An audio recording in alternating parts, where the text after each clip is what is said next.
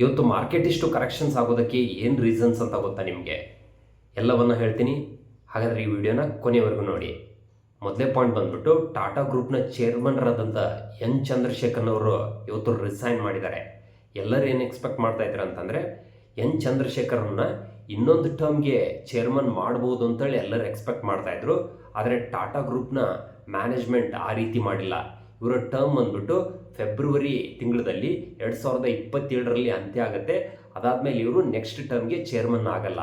ಯಾಕೆ ಈ ಎನ್ ಚಂದ್ರಶೇಖರ್ ಅವರು ಟಾಟಾ ಗ್ರೂಪ್ಗೆ ಇಂಪಾರ್ಟೆಂಟ್ ಆಗ್ತಾರಂತಂದರೆ 1987ನಲ್ಲಿ ಎಕ್ಸಿಕ್ಯೂಟಿವ್ ಆಗಿ ಜಾಯ್ನ್ ಆದಂಥ ಎನ್ ಚಂದ್ರಶೇಖರ್ ಅವರು ಹಾರ್ಡ್ ವರ್ಕ್ ಮತ್ತು ಡೆಡಿಕೇಶನಿಂದಾಗಿ CEO ಆಗ್ತಾರೆ, ಚೀಫ್ ಎಕ್ಸಿಕ್ಯೂಟಿವ್ ಆಗ್ತಾರೆ, ಚೇರ್ಮನ್ ಆಗ್ತಾರೆ. 2017ರಲ್ಲಿ ರತನ್ ಟಾಟಾ ಅವರು ಇವರ ಕೆಲಸ ಡೆಡಿಕೇಶನ್ ನೋಡ್ಬಿಟ್ಟು ಇವ್ರನ್ನ ಚೇರ್ಮನ್ ಮಾಡ್ತಾರೆ.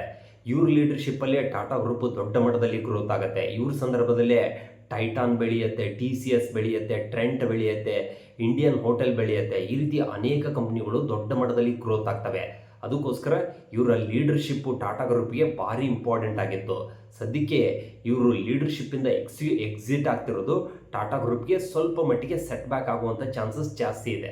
ಅದಕ್ಕೋಸ್ಕರ ಇವತ್ತು ಟಾಟಾ ಗ್ರೂಪ್ನ ಎಲ್ಲ ಸ್ಟಾಕ್ಸ್ಗಳು ಸ್ವಲ್ಪ ಕರೆಕ್ಷನ್ ಮೋಡಲ್ಲಿದ್ವು. ಅದರಲ್ಲೂ ಎಸ್ಪೆಷಲಿ TCS ಇಂಡೆಕ್ಸಲ್ಲಿ ಹೆಚ್ಚು ವೇಟೇಜನ್ನು ಹೊಂದಿದೆ. ಇದು 3% ಕರೆಕ್ಷನ್ ಆಯಿತು. ಯಾವಾಗ ಈ ಸ್ಟಾಕ್ ಕರೆಕ್ಷನ್ ಆಗುತ್ತೆ, ಆಬ್ವಿಯಸ್ಲಿ ಇಂಡೆಕ್ಸ್ನು ಕೂಡ ಕರೆಕ್ಷನ್ ಆಗುತ್ತೆ. ಇನ್ನು ಎರಡನೇ ಪಾಯಿಂಟ್ ಬಂದ್ಬಿಟ್ಟು ಅಮೆರಿಕ ಮತ್ತು ಇರಾನ್ ನಡುವೆ ಸ್ವಲ್ಪ ದಿನದಿಂದ ಯುದ್ಧ ನಡೀತಾ ಇತ್ತು. ಇವಾಗ ಯುದ್ಧ ಆಲ್ಮೋಸ್ಟ್ ಅಲ್ಲಿ ನಿಂತಿದೆ. ಆದರೆ ಎರಡೂ ದೇಶಗಳು ಒಂದು ಶಾಂತಿ ಒಪ್ಪಂದವನ್ನು ಮಾಡ್ಕೊಂಡ್ಬಿಟ್ಟು ಕಾಂಪನ್ಸೇಟ್ ಕೊಡಬೇಕಂತೇಳಿ ಮಾತುಕತೆಯನ್ನು ನಡೆಸ್ತಾ ಇದ್ದಾವೆ.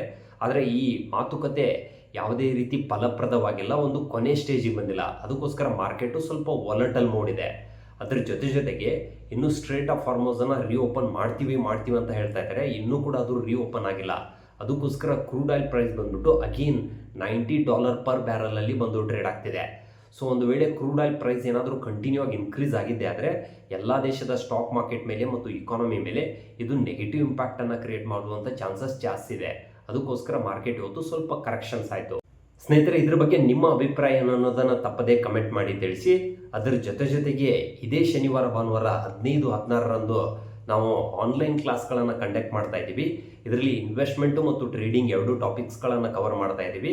ಸೊ ಆಗಸ್ಟ್ 15 ಸ್ವಾತಂತ್ರ್ಯೋತ್ಸವ ಇರೋದರಿಂದ ನಾವು ನಮ್ಮ ಕೋರ್ಸ್ಗಳನ್ನು 50% ಡಿಸ್ಕೌಂಟ್ ಕೊಡ್ತಾ ಇದ್ದೀವಿ.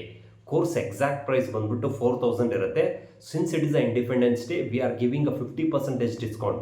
ಸೊ ಕೋರ್ಸ್ ಪ್ರೈಸ್ ಬಂದ್ಬಿಟ್ಟು 1900 ಇರುತ್ತೆ. ಯಾರಾದರೂ ಇಂಟ್ರೆಸ್ಟೆಡ್ ಇದ್ದರೆ ಮೇಲ್ಗಡೆ ಕಾಣ್ತಿರುವಂಥ ವಾಟ್ಸಪ್ ನಂಬರ್ಲಿ ಕಾಂಟ್ಯಾಕ್ಟ್ ಮಾಡಿಬಿಟ್ಟು ನಿಮ್ಮ ಸೀಟನ್ನು ಇವತ್ತೇ ರಿಜಿಸ್ಟರ್ ಮಾಡ್ಕೊಳ್ಳಿ. Thank you.